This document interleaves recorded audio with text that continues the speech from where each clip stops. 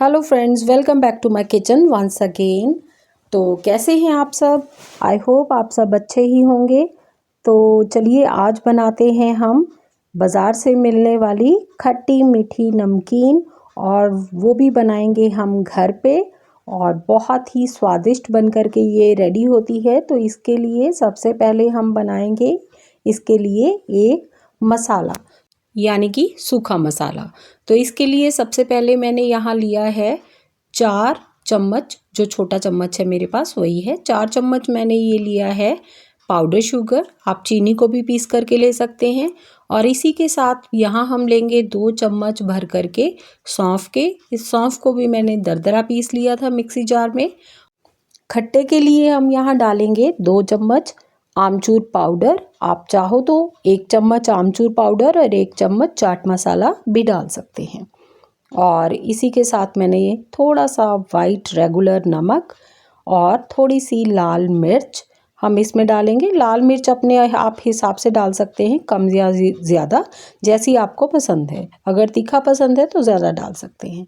तो इसी के साथ मैंने यहाँ 1 चम्मच भर के हल्दी का इसमें डाला। और इन सब मसालों को आपस में अच्छे से मिलाकर हमने एक तरफ रख लेना है।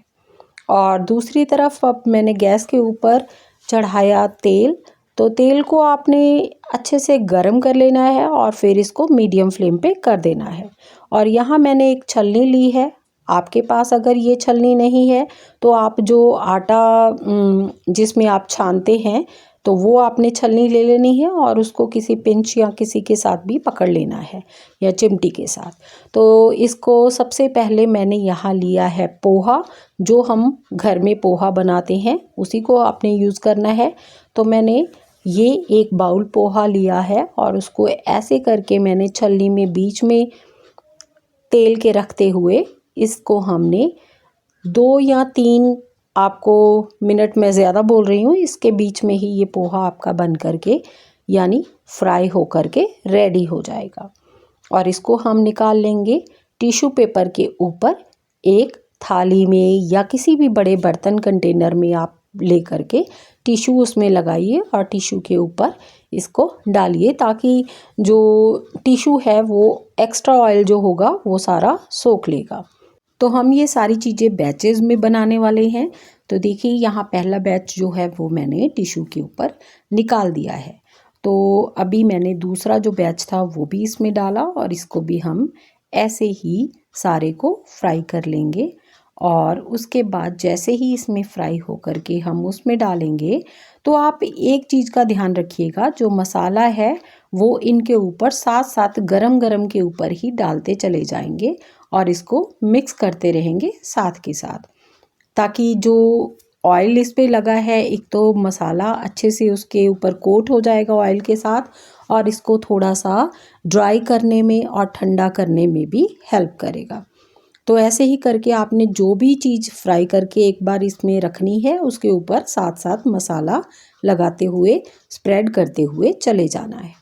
तो चलिए यहाँ अब मैंने लिया है मुरमुरे, जिसको कि कहते हैं पफ्ड राइस, और इसको भी हमने ऐसे ही छलनी में रख करके फ्राई कर लेना है। और देखिएगा तो इनमें कुछ सेकंड्स में ही ये फ्राई हो करके रेडी हो जाते हैं, इनको ज़्यादा टाइम नहीं लगता है।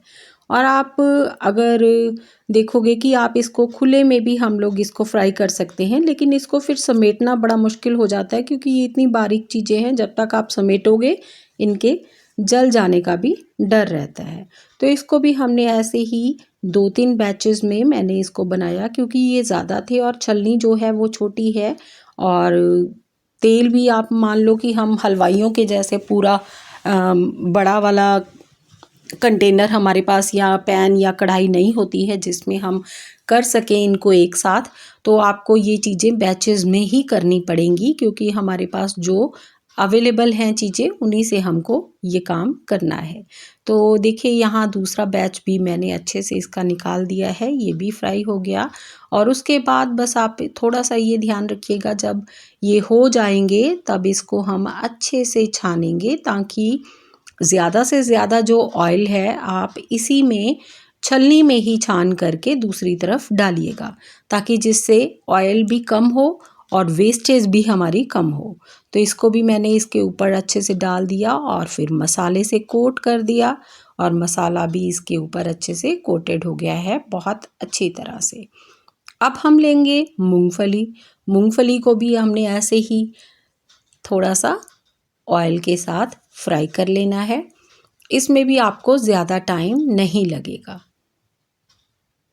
और देखिए ये कितने अच्छे से आपको चटकने की आवाज़ आना स्टार्ट हो जाएगी जब ये अच्छे से बन जाएगा और इसका कलर भी थोड़ा सा चेंज हो जाएगा।